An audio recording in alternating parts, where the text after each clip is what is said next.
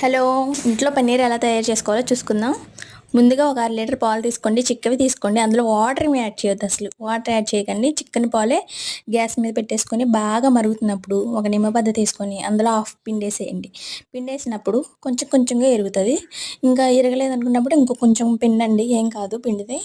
ఒకసారిగా వాటర్ను ఇది వేరైపోద్ది, చూసారు కదా, ఇలా అయిపోద్ది. ఇలా అయిపోయినప్పుడు ఒక స్టైనర్ తీసుకొని దాంతో వడగట్టేసుకోండి. స్టైనర్ తీసుకుని వడకట్టేసుకోండి. ఇలాగా వడకట్టుగా వేసుకున్న తర్వాత ఏదైనా కాటన్ క్లాత్ తీసుకోండి.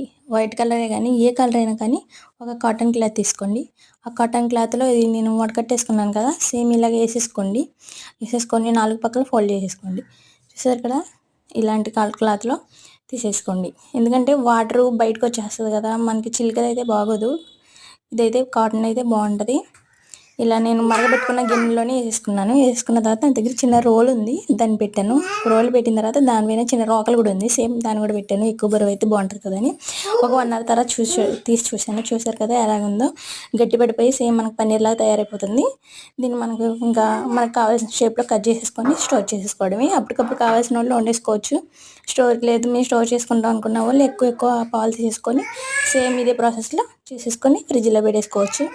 అంతే, ఇంకంతే. ఇంకెందుకు మించి ఏం ప్రాసెస్ ఏమి ఉండదు. అంతే. బాయ్.